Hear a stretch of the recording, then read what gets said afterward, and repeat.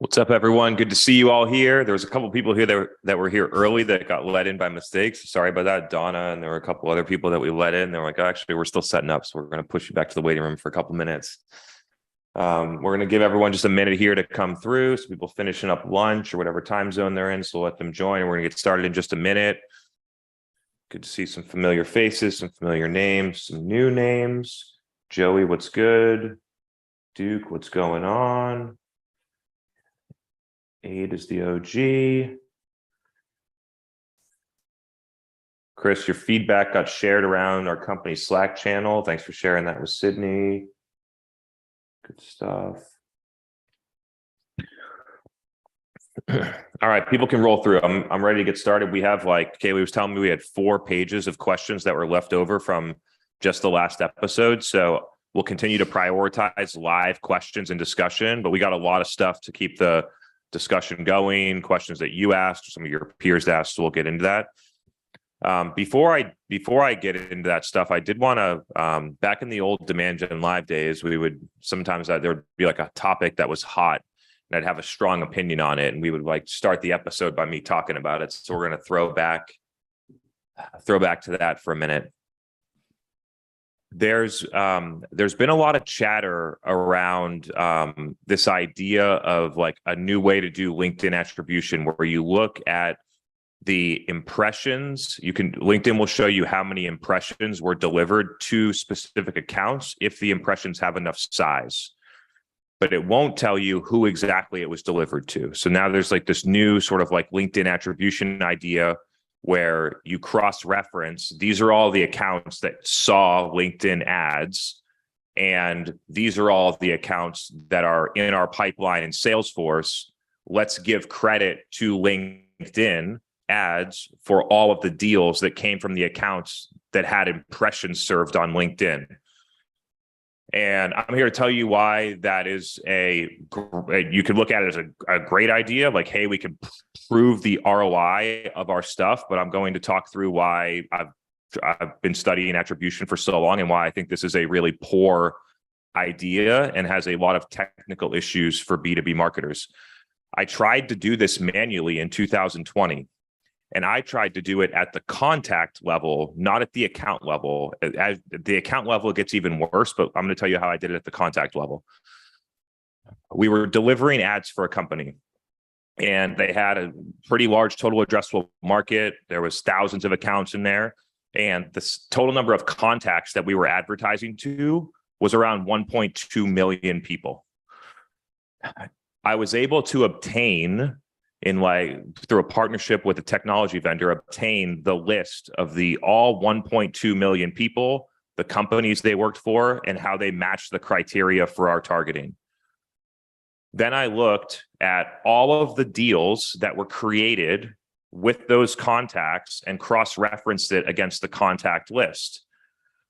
And I also did it at the account level. So it may be like we were advertising to the director, but not the VP for whatever reason. And then the VP came inbound. So I was cross-referencing the exact contact. They're in our advertising list, and an opportunity gets created with that contact, or this account is in our advertising list and we created an opportunity with this account. Seems pretty logical, right? So far, here's the problem. The problem is that you're typically advertising to your entire total addressable market. And so theoretically, every account that you could feasibly sell to is already in your audience and getting at least one impression of an ad, which means that you would feasibly cross-reference every single deal to LinkedIn ads, regardless of the impact. Account-based marketing vendors have been doing the exact same thing with display advertising for almost a decade now. And you have display advertising running to all your target accounts. None of those target accounts even see the ads. For the most part, definitely not driving a massive impact. And then over on the other side, Salesforce opportunities are being opened for these accounts, maybe because our SDRs cold called them, maybe because we saw them at an event, maybe because of any other reason. And now we're going to say that the display ads had a huge impact on driving that account to buy without any level of real details about the effectiveness of the media. And so this can be a very dangerous game for marketers because it, based on the attribution model, which is very generous, it almost as generous as it gets almost, for marketers to say our LinkedIn ads are working because of this generous attribution model. Let's continue to scale our LinkedIn ads. And in reality, the programs aren't really working that well. We've just been able to attach an account with an opportunity. So that's the big risk here. I see a lot of people adopting this strategy, mainly because it's hard to attribute LinkedIn ads, especially when you're creating demand, not capturing it or running lead gen. So I understand why people are doing it. I'm just pointing out the flaws and potential sort of potential challenges that you can run into with leveraging such a generous attribution model. Even at the contact level, we were basically able to say that our Facebook and Instagram ads drove every single deal, which is definitely not true. So caution, forewarning on this level of like platform-based attribution, specifically if you look deep into it, specifically using impression-based account level correlation to pipelines and deals and pipeline, in my opinion, is really technically flawed and can lead to a lot of issues. So just putting my opinion on the record there. I know that a lot of marketers are adopting this. I know that I just did this experimentation with myself manually like 3 years ago. So I have already drawn the conclusions, but I expect if you're using a tool like that, that you will arrive at similar conclusions as what I have and why I gave up on using that type of methodology years ago. So with that said, it's fun. Maybe I'll do this more often. I don't even really, some people might call that a hot take. I don't really consider that a hot take. But that's putting my flag in the ground on an issue that's happening. People are talking about that right now on LinkedIn. Companies are implementing that right now as something that they think is going to be a fix. And I think it's going to create the perception of a fix, but not actually fix the root, which is we need data to make good decisions. Not we need to prove LinkedIn drove 5 deals the last quarter. So with that said, maybe we'll have a couple questions relevant to that topic. Maybe somebody's implementing that right now that we can talk on right now. If you are, feel free to drop that in the chat. Kaylee can pull you up. Otherwise, let's go in any direction that we want. Beautiful. Cool. As always, I will encourage you to drop questions in the chat. If you would like to join us live, just make sure and note live. We'll make sure to prioritize your questions in the queue.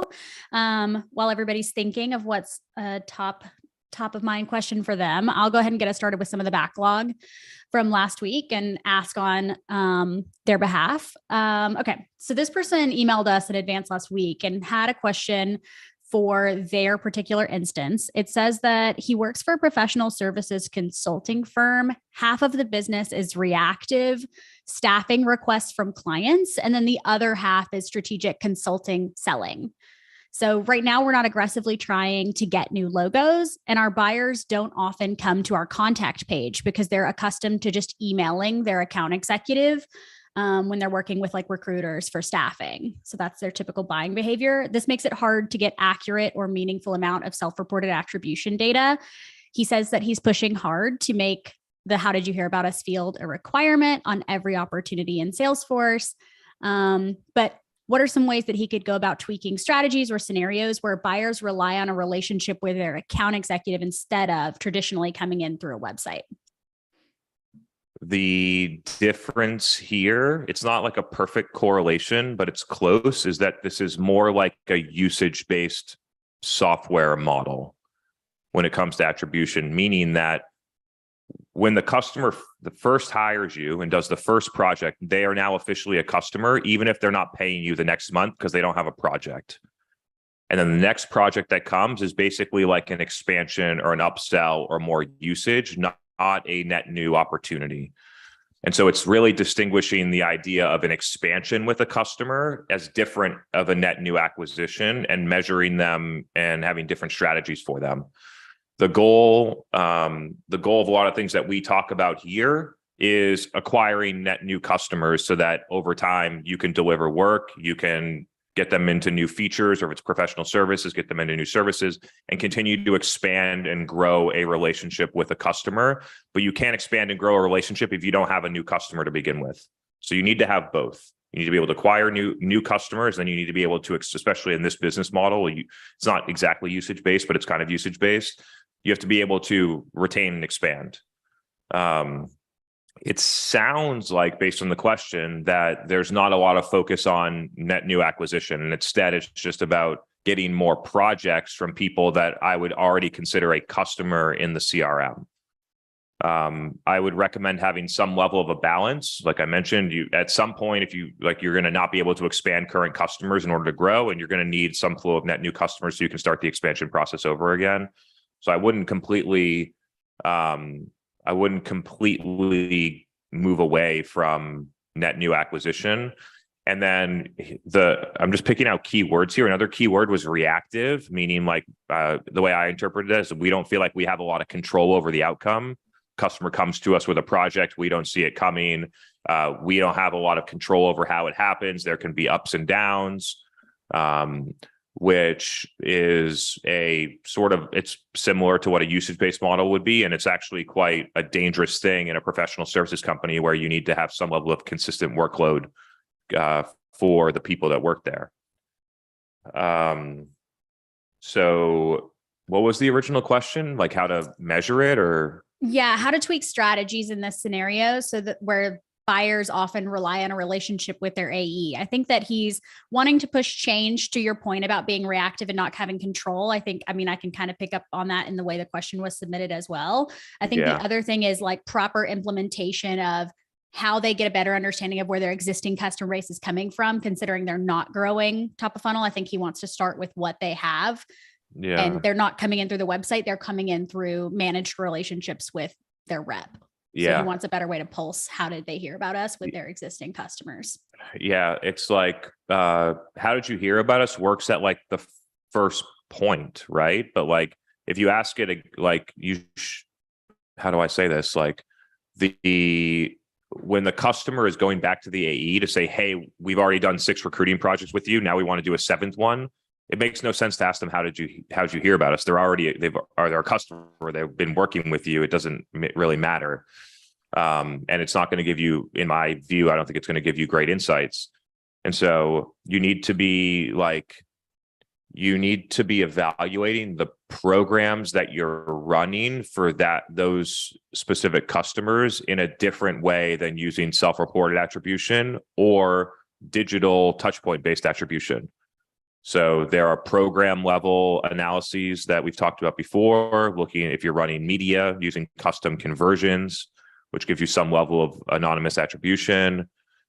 There is overall like engagement and feedback, how many people are showing up at the events, how many people are on like engaging with LinkedIn content, are our podcast downloads growing, those types of things. But there's no perfect answer here. Another thing that you could do is try and have qualitative customer, like you could do a win analysis, like qualitative research live with a customer, like a 10-minute phone call after you close the 7th recruiting project if you've already done 6. And it'd be interesting to hear what you find. My guess would be that those people are not really paying that much attention to your marketing, and you're the chosen service provider. And when they have a need, they come to you. That would be my expectation. So those are some of the options, but there is no perfect solution here. What do you think, Kaylee? Yeah, I agree. I think I love that it's a pre-submitted question, but I think what's missing for me is like his objective. Like, what is it specifically that he's trying to solve for? Is it that he wants to try and create a case to open up net new business lines again and get the company like assisting him and helping to push that lever? Like, I don't quite understand what he's blocked on, other than it seems like he has a couple of like smaller challenges, but I don't quite understand what his vision is that he's trying to like unlock. So I think I agree with everything that you said. I would just I would do what you're recommending, doing customer calls and trying to understand at least where they're coming from to help build a case for opening up new pipeline again. I think it's odd that they are pretty cyclical on only relying on existing business that can only get you so far. Mm-hmm. Okay. I'm going to urge again, if people want to come on live for whatever it's worth, anybody that submitted a question last week, I can't find you in the queue for today. So just go ahead and submit it back in the chat so we can get you to the top of the queue and bring you on live. So in the meantime, I'll just keep riffing through some of these that were submitted until we get some bubble up in the queue for coming on live. So This person submitted that says, okay, they're a B2B AI SaaS startup, which does seem to be all the rage these days. That's pretty topical. Approaching 2 years in operations total. They have a total of 10 paying B2B customers. So pretty small. One person is on their marketing team out of 10 total FTEs. It says our founders have full buy-in with regard to frameworks that Refine Labs prescribes. Now we have just launched our first official revenue programs, plural. So it looks like they launched podcasts, social media, and field events all at the same time. How would you advise that we design our exit criteria for the different stages of revenue R&D if our current sales cycle length is 12 months? I think there's a lot you can unpack there. Yeah, taking some notes here. We just updated the exit criteria. Sydney, you want to come on here and talk about how you've been adjusting it? Is she here? She's here. Hold on one sec. I just asked her to unmute. All right. Let me come on video here. Wow. Surprise visitor. Yeah. All right. So yes, we have, or we're in the process of updating our exit criteria, and I can kind of walk through some of the ideas behind it so that we can kind of riff on that. I'm going to pull up a document real quick just so I don't, give you guys some misinformation.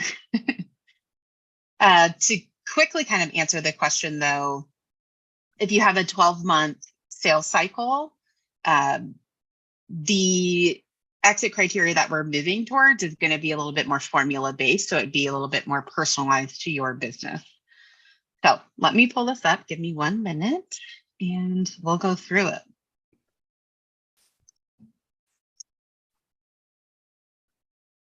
While she does that as well, a lot of the exit criteria is based on hero pipeline, which is probably stage 2 or stage 3. So the lag time to overall close one deal is mitigated by using pipeline and win rate combined as opposed to close one revenue. It's not like immediate, but it shortens the time frame a lot.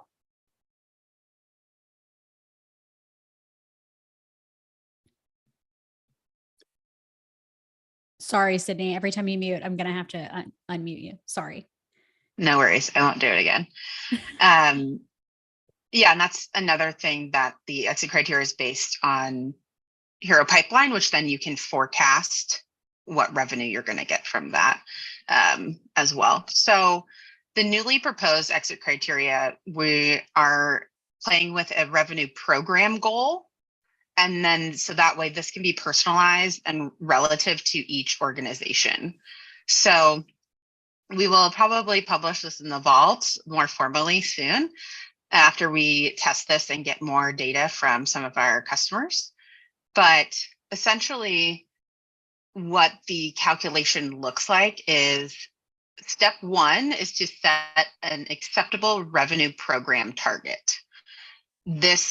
We went in this direction kind of for 2 reasons. One, because not all programs have the same revenue expectation inside of a business and can be personalized to your business that way. And then, so you have an acceptable program target, which is a revenue target. You're going to look at your average contract value, which is going to be based on historical 6 or 12-month sales cycles. Then you're going to look at your conversion rates, basically from your hero win rate conversion rate, your conversion rate from pipe conversion to hero and meeting to hero as well. And then we're actually going to back into the standardized gates, phase gates for you based on your company's data set. So we're still standardizing all of our phase criteria.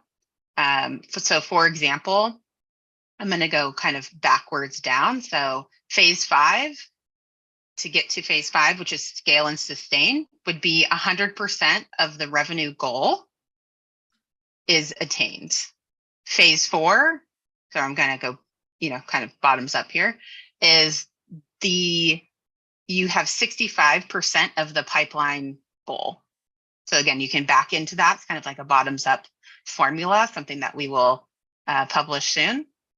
Phase 3, which is repeatability, would be you've attained 30% of the pipeline you need to get to that revenue goal. Phase 2, positive signals, 50% of you've booked 50% of the meetings needed to get to your phase 3 pipeline goal. So we're kind of backing up. And then phase 1 is which is experiment, you've attained 25% of the conversions needed to get to your phase 3 revenue and pipeline goal. So without a bunch of context and a calculator that I could kind of go into live, that's kind of the direction that we're going, which would account for 2 large variables, actually 3 large variables. The goals you have inside your organization, your average contract value, and your sales cycle are incorporated into this calculation. Cool. Thank you, Sydney. Stay on because you'll probably go back and forth here, but I want to kind of simplify. There was a lot that was in there. So let's just look at it as an example. Okay. You're starting like a LinkedIn program. Okay. And your goal is that you want to get $250,000 in revenue from your LinkedIn program. And then you look back at your hero win rate and it's 25%, which means that your overall hero pipeline goal to close 250K would be $1 million in pipeline. I'm just doing this for the sake of round numbers.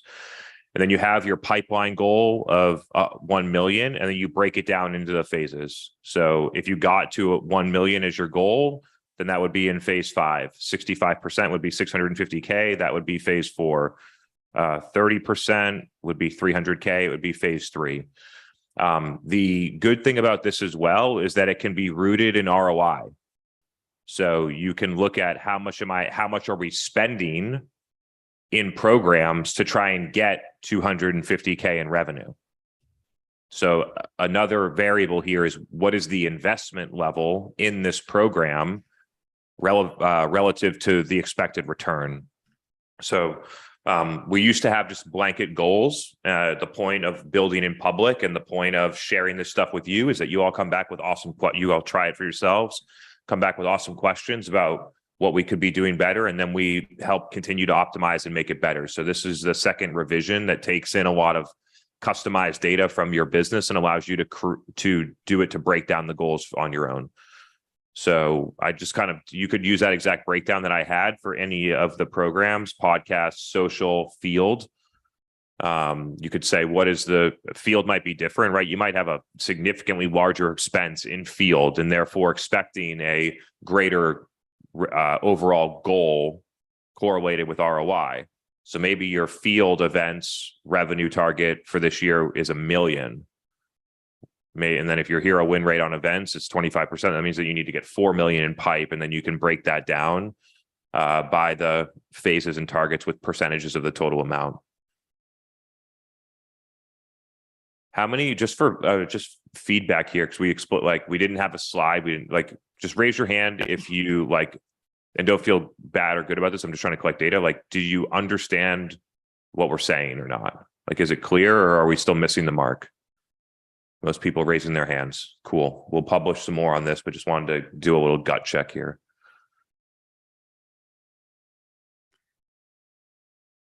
Can you revisit too, though? I want you to hit on the points at the front of that original statement.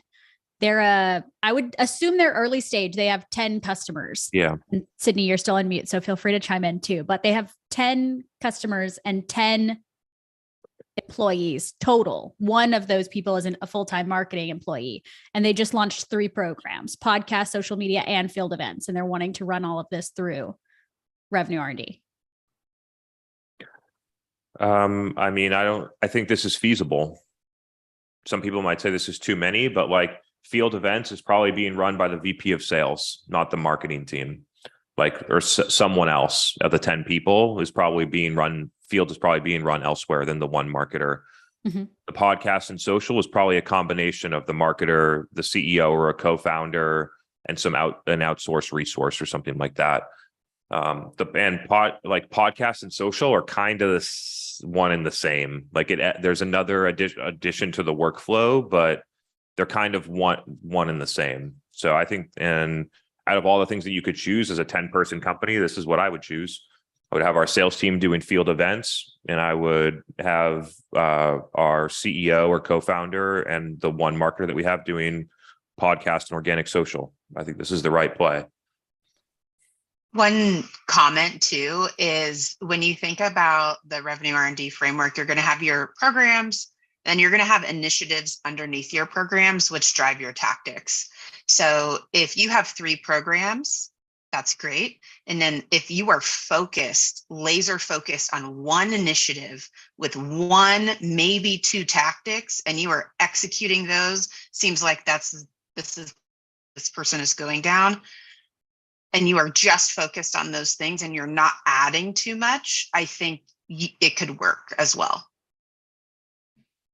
Yeah, I think those are all good points. I think that I wanted to hear like some kind of, statement piece around how I actually don't think most companies understand how these levers cohesively work together.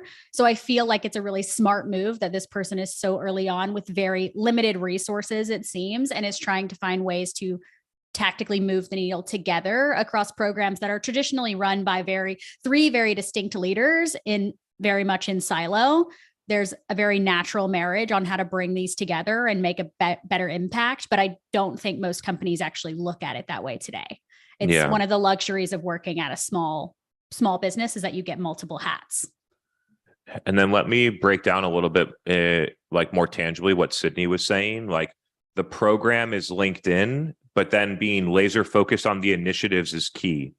So like an initiative or a list of initiatives under LinkedIn could be the CEO's personal brand, the CMO's personal brand, paid advertising, influencer marketing, the company page organic. So if you like really play it out, you can get inundated with too many initiatives inside of one program. The idea about being laser focused when you have 10 FTEs is say, we're going all in on our CEO's profile or whatever you decide. We're going all in on this initiative. And then inside of the initiative, you're going to have tactics. Tactics could be, we're going to post video, like long form video with text. We're going to post memes. We're going to post graphics of proprietary research. We're going to post polls. And so at the tactic level, underneath the CEO personal brand initiative, you can get more creative at the tactics if you want. But the long-term goal is to figure out program, initiative, tactic, or tactics, and have something that can be repeatable. Yeah, I love that example. We have some visuals that we could probably show next time or something to illustrate that point. So it's a good takeaway. Thanks for having me on as a surprise guest. Love it. Thanks for joining us, Sydney. Okay, let's keep riffing. Let's see. We've got the struggle that I face. Okay, so this is a submission as well. Let's see. The struggle I face is that we think of our services and our products as an afterthought. And I think that we're missing a lot of opportunity for recurring revenue for a services business. How can we aid? Okay, let's see. Let me try and rephrase this. It's like broken sentences. How can we better leverage demand creation to assist when people resources are already spread really thin? To better leverage them as a selling channel. This person works for a life sciences company. Seems like thin resources. They're struggling with thin resources, and right now are primarily only using demand capture, needing a better understanding of how they get started on demand creation. To like the exact thesis of the last point, it's not about doing a bunch of stuff. It's about figuring out the 1 or 2 things that are going to make all the impact. It's really the 80-20 rule. And it's probably even more dramatic than 80-20. Like in this instance, it's probably like 95-5. Like a very small amount of the 5% of the effort drives 95% of the result. And so especially, down macro economy, Silicon Valley Bank having some issues, like tech valuations being down, the common thinking is what more stuff can we do? That's really what people will go to. What's the new or more stuff that we're going to do? And I think the better frame is what is going to, one, has the macroeconomic environment changed and our product offers, pricing, packaging, overall product market fit, have the dynamics of our product market fit changed? That's one big one. Because if that has shifted, then no amount of demand creation is going to fix a new product market fit issue based on macroeconomic changes. So that's one thing. Then if that is overcome, then it's about figuring out what are the one or two things that are going to significantly drive this that honestly we probably should have been started doing in 2020. When I was talking about every company starting a podcast in 2020, everyone was like, nah, it's fine. Our Google ads are working great. Our SEO is working great. Who needs a podcast? And then 3 years later, market goes down, overall demand goes down, capture demand program, ROI goes way up or way down.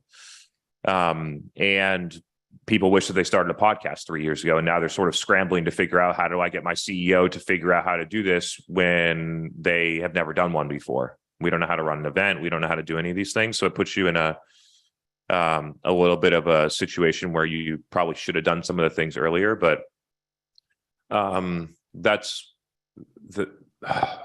that's where I'm going with this. And it would, if I was going to pick one, life science company, products, services, like it's virtual event, podcast, LinkedIn, like that's the move right now. And then making sure that the business and the point of view and the products and services are things that people actually want in this environment.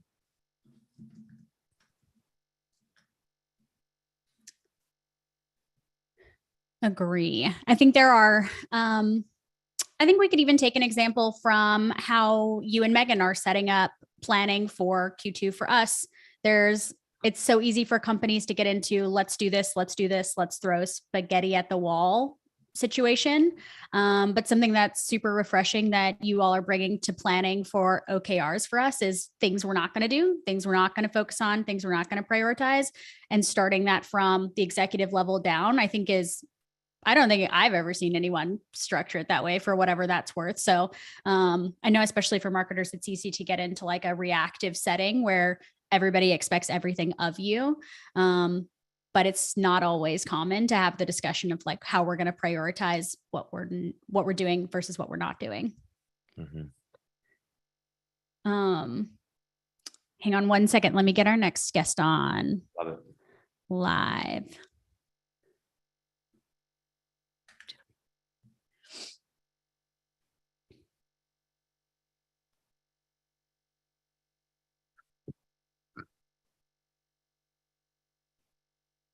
All right, Toder, I can see you. Unmute. Hello, can you hear me? Hey, We got you. Welcome. good backdrop. How Good are to you? have here. Happy to be here. Thanks. Where are you calling from? I'm calling from Sofia, Bulgaria. Amazing. That's why we do this at 1 p.m. Eastern now, so that you can join. This is specifically for you. Cool. What do you want to talk So, through? ChatGPT? Yeah, it's a little bit more abstract question than the regular ones, I guess. But I see from, self-reported attribution, more and more people answering ChatGPT as the source. And I've been thinking, we've been discussing this in the team, that probably a big change is going to come in the next, I don't know, 1 to 3 years. It seems like it's coming fast. And that made me think, what would be the change? Are we going to still use SEO as we are using it right now? It feels like if you're looking for more generic information, ChatGPT is probably the perfect solution for you. And unless you provide, at least for me, it seems that unless you provide something truly unique that ChatGPT cannot synthesize, nobody's going to come on your website to read or download an ebook or watch a video. And it's still too early, but I think it's coming. And I was wondering, do you have any thoughts on that? Have you discussed that in your team? Yeah, first off, what type of stuff are you selling where you get ChatGPT, and how did you hear about us? Okay, so we are selling synthetic data generator, mostly for enterprises. Who buys it? Like what job role? Who buys it? chief data officer, chief information officer, chief data privacy officers, analytics chief of something. That is wild. There's not a single B2B executive right now that believes that a chief data officer and a CIO are making decisions on your synthetic data product using ChatGPT. And it's literally happening right now. It's so wild. I'm not saying that these are the people that report that, but as you see more and more people, reporting this, well, it's inevitable that this kind of people from this caliber would probably go there and start, searching and asking the chat about some things, and it would just give them answers. And I think it's coming faster than everyone thought. This is what I would call like a monumental signal. Like there was in early 2019, maybe even late 2018 or parts of 2018, there was a monumental signal that the people who did good marketing on LinkedIn would get massive long-term financial benefits from it. And I'd argue that the same signal is what you're seeing right there is a similar signal that you may not feel it right this second, just like I didn't feel the impact of LinkedIn in 2019 fully, but 2 or 3 years later, you really feel it. So I think you're onto something here. I think it makes a lot of sense. How would the overall dynamics change? It's really interesting when you think like, how does ChatGPT decide which answers are right? Right? Like it's in Google, you're looking for a bunch of information so that you can decide what's right and what's wrong. But at ChatGPT, you're looking for the answer, right? So it's a different thing that's being delivered. And then who decides which information is right or wrong, or which, if there's two options between your company and another company to buy synthetic data, which one do they choose? Are they objective? Do they list them all? Do they just pick one? Do they start charging like affiliate fees to recommend you? And then it becomes like a Google ads play, but you're paying like $1,500 a click to get your chief data officer to click on this, bidding against other companies. There's like so many directions that it could go that I'm not all that sure. What I do know is that SEO and SEM, as we know it today, is being challenged. I continue, like this has been happening for a long time, but I've continued to see Google search trends for my own behavior, and I expect this with others too, to come down to two different things. Either navigational search, I already know where I want to go, and Google's helping me get there. Brand search, product search, stuff like that. Book an airline, things like that.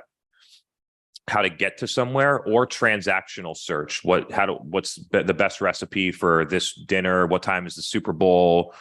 What's the fastest way to get from here to here?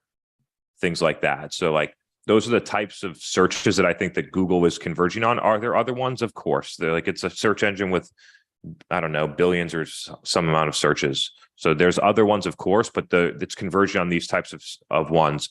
You'll see over time, and what the battle between Google and Microsoft Bing and things like that is, that more of the search is happening in other places, ChatGPT being one of the places. So while Google right now has like a massive dominance over the search market, I think the search market will begin to become more fragmented, and you have more search happening in communities. You have more search happening in ChatGPT 3. You have some search still happening in Google, where Google's the right thing. So it becomes more application specific. What is the goal that I'm trying to accomplish will then drive what search engine that I deploy the search on. That would make logical sense about human behavior, but it'll be interesting to see because it's possible ChatGPT just completely eats the market share of current traditional search engines as well. What do you think is going to happen? Well, I think what's going to happen is that something that you're also talking about for a long time is that gated content, it's decaying, and probably ChatGPT is going to put this acquisition practice where we get content on our websites to an end, unless we really, come up with something super unique, so people would still exchange their information for an ebook or a report or something like that. I don't know what's going to happen, but I feel like it's going to be big. It's going to be big change for B2B marketing, maybe not just B2B, B2C as well. And I'm really excited about it. Yeah, I mean, what's happened over the past decade from when like gated PDFs were in its heyday to now is the commoditization of information and the free accessibility of information. At one point in 2010, the gated ebook about email nurtures was novel and unique and hard to find. That information was hard to find in 2010. Fast forward almost 15 years, 10 to 15 years, like that information is regurgitated on every single HubSpot partner blog and a bunch of different places. ChatGPT can tell you, you can get it in a community. It's just freely accessible and commoditized. And so as that commodity information continues to progress and is available in other places, people don't need to go to your website and fill out your gated ebook. And the quicker that you recognize that, the quicker that you transition the types of content that you're producing and where you're distributing it, probably gets indexed better for ChatGPT-3 if it isn't gated. There's like a lot of like this is another like sort of reason why to not gate your content, but it's like one of many reasons. Maybe it'll be the one that tips everything over. But there's a lot of drivers as to why gated content is not the ideal method anymore. Thank you. Yeah. Thank you for your thoughts. Awesome. Great chat. Thanks for joining. Thank you. Yeah, I think it's going to put a lot of pressure on speed in which we innovate and adopt. Dan just dropped in the chat that ironically OpenAI just announced the rollout of GPT-4 like 12 minutes ago. So I think that it's going to speed up the pace in which we're expected to ship and be agile and keep up. Somebody asked in the chat because of this riff, if you have any thoughts around how or if marketers should shift to specialize or better understand AI/machine learning in anticipation of all of this AI buzz that's happening in the market right now. It's the same balance between like capitalizing on new opportunities and balancing shiny object syndrome. The same people that are chasing ChatGPT were also chasing crypto and NFTs and social media in 2015 and all like just goes on and on to what's the next new thing. But there are core underlying principles of either business or marketing or things like that that don't change. So while a tactic or a new thing emerges, and like it's a good thing if you see an opportunity that you think is going to happen and you think you see it before a lot of people, to bet your career on it. Like it worked out for me. So I'm not knocking doing this. I actually think it's a great move. You see an insight that other people don't have. You see where the future is going, then go for it. But it's going to take a while for it to materialize. And so how do you continue to progress in your career, build that core foundation of business and marketing skills that are timeless? How do you continue to have those things happening as well while you're getting to the future that you see coming? So I think that there's the balance between what should I be doing now? And then how do I do some things now to prepare me for the future? I think that is the balance to play with. Yeah, it's good. It's a good advice. Joey, do you want to hop on live with us? Switch gears for a minute. Yeah, that sounds good. Can you hear me? We got you. Cool. I think everyone will be able to dig into this one. The AI space is very hot right now and it's kind of taking up the zeitgeist. I actually just joined a new company in that space. We're Series A VC backed. I'm inheriting a new marketing team.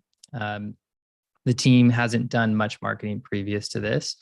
And traditionally, the company's been around for quite a few years, but we've had heavily like outbound sales and events led.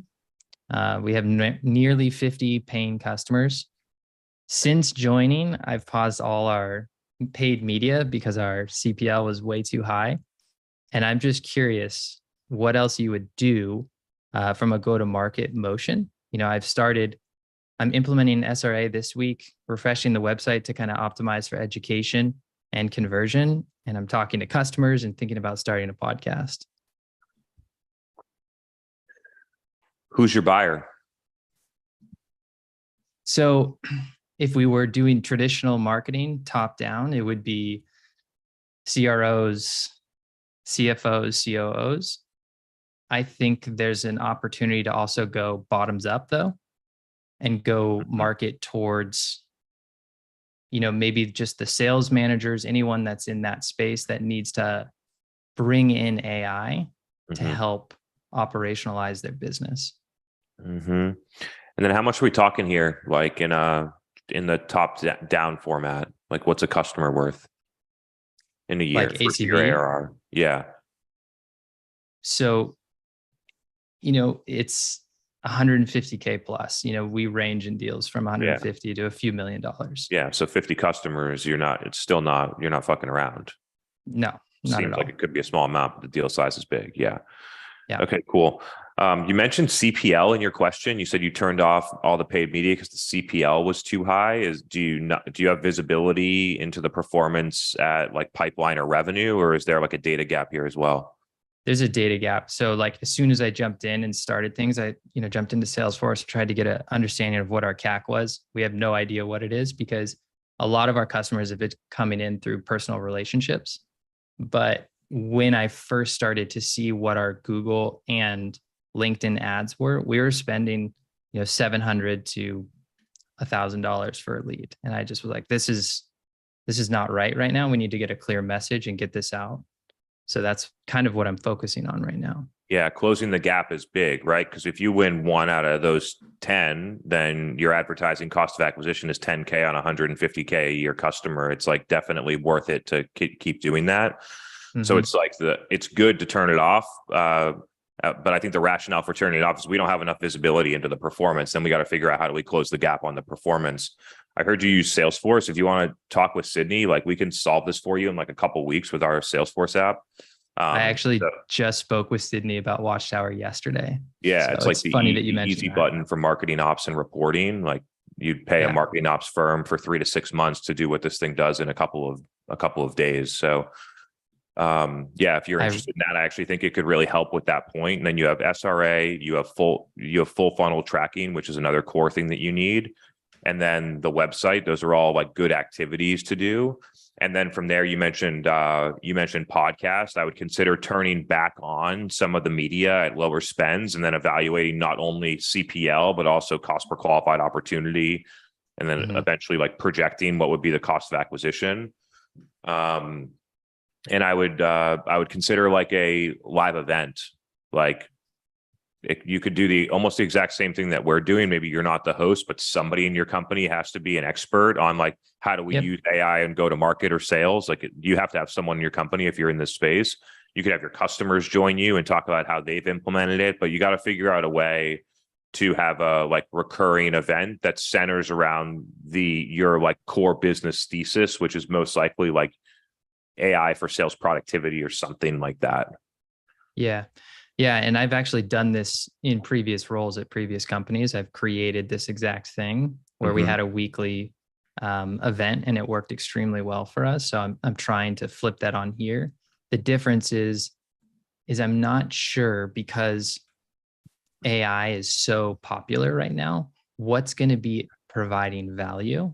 And I think the only angle that I can really think of is with all this talk of ChatGPT, no one really knows how to actually implement it and use it appropriately in business. And that's true. It's like close to what our value prop is. But I think that's where I'm kind of getting stuck here. Is like, what would be the right form of weekly content? So are you prepared to activate the bottoms up motion or not yet? And from a product standpoint?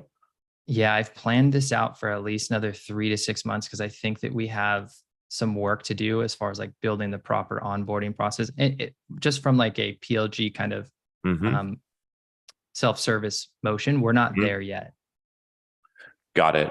Yeah. So if that is the case, then I think that you lean on proprietary insights, processes, things like that you've developed that people can implement on their own without your product. So for example, like we've figured, like, use ChatGPT in Google Sheets to develop your top 100 account list in 10 minutes. Right? Like, you could feasibly do that. List all the ChatGPT, list all the accounts that fit here, list out the, head of sales at this company. Like, you could feasibly like put together some little things like that are like, hey, this is a way for you to start using AI on your own for free inside of your company. I would try and center the initial events until you have a better bottoms up product motion around either that, which is going to be like more on the manager, specialist, maybe director level audience. And then you have to have an executive level thing to support the top down motion. And I would get the insights on that based on what you're hearing from sales and customer success or directly from customers.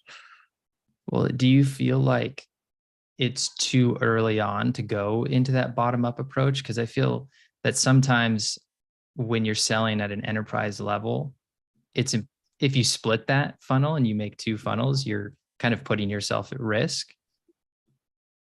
I don't really look at it as 2 funnels. I look at it as 2 content streams. Got it. Okay. Yeah. That's a good way to look at it. Yeah. And it's like possible that the CMO sees my video about how to run a LinkedIn ad better and then forwards it to that person, or that the director sees a better way to do attribution using the Salesforce app and the director sends it to the CMO. So there's still cross-pollination available. I just think about it as 2 different content streams. Okay. One more executional oriented and one more business executive strategic oriented. Okay. Sounds like a exciting company to be a part of, though. Congrats on the new role. Yeah, thank you. It is. Ironically, I think there's actually quite a bit of overlap between Watchtower and what it is that we're doing, because we add a conversational level that I think you would actually be really interested in. Cool. Yeah, loop me in next time you chat with Sydney or the team. Great. Sounds good. Awesome. Thanks for being here. Good question. All right. Thanks for joining us live. We've got one more in the queue, Chris. If you want to take it, we might be able to end on time today. Let's do it. Yeah, we got a live one. Yeah. Cool. Austin's back. Yeah, back. No event stuff this time. That's not until the end of March, so I can give you an update on that later. Okay. But what I am curious about, being a individual sales rep, like, what more can I do outside of like my one-to-one selling activities and do like a more one-to-many type approach? So what are you trying to accomplish? I mean, ultimately the end goal is to drive more business for the company and myself.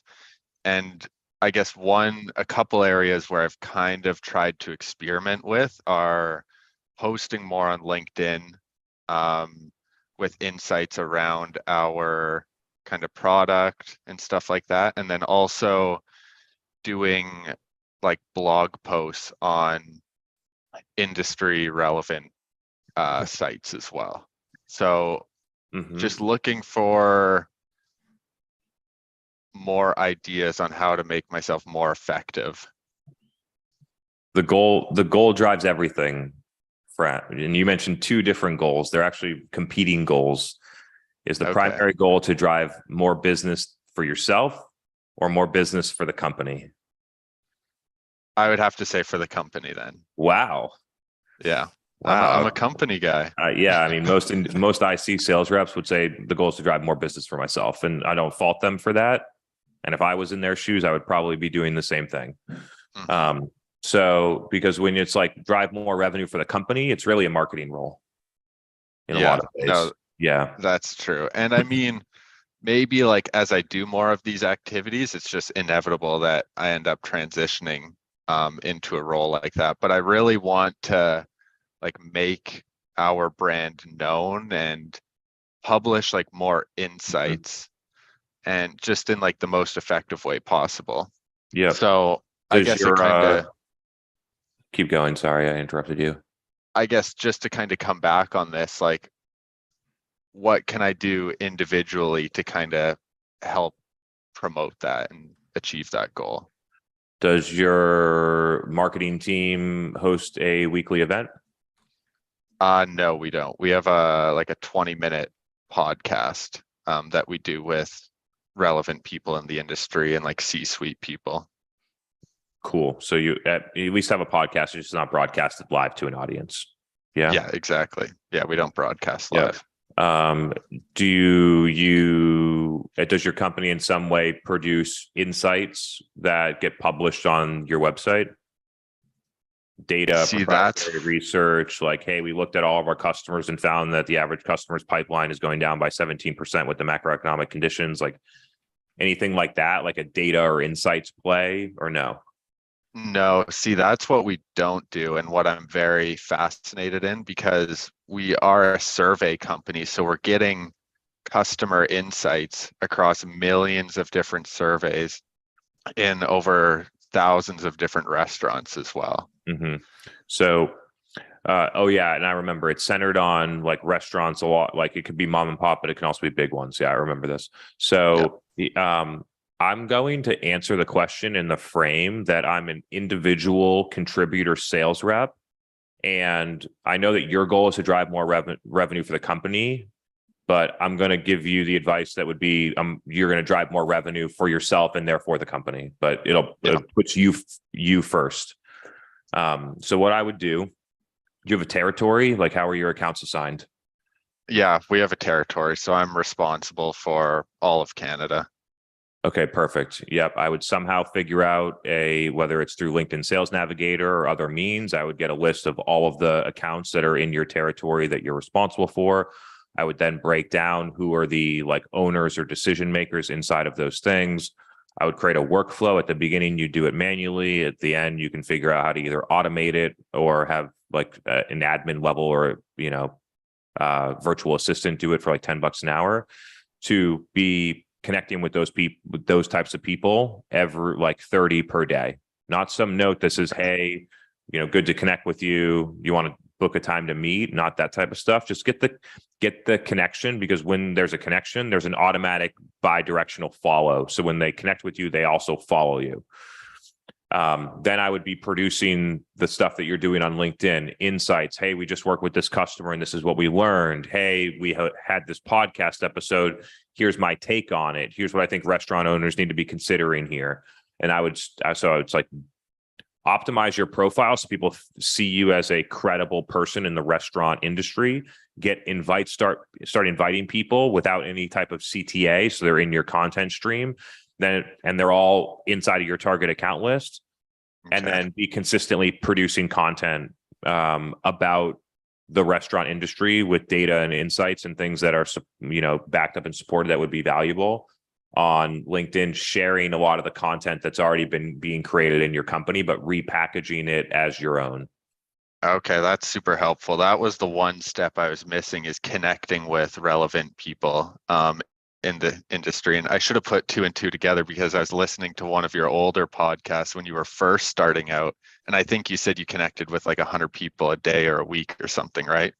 The maxes used to be different. So yeah, it was 100, it was 100 a day. And then the limits changed, and then if you do too many, you start getting put in LinkedIn jail. So we stopped doing that. Now I'm at like 28,000 connections, so I don't really have that much. They cap it at 30,000, which I think is like a legacy stupid rule that they should reconsider. And I think the idea of connections overall should be rethought. Like, I think maybe we should just move to a traditional like follow unfollow model.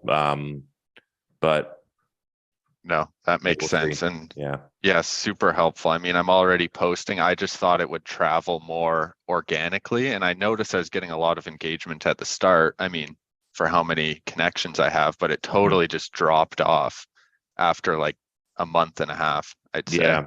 Having a new stream of people that are actually like the target market for that information, I think is part of the equation for sure. Okay. No, that's awesome. Thank you so much. Cool. Happy to help. Hopefully you close a couple more deals, make a couple more bucks, get the company doing more, accomplish all your goals. We'll see. I'll keep you posted. Awesome, man. Thanks for being here every week. Appreciate you being.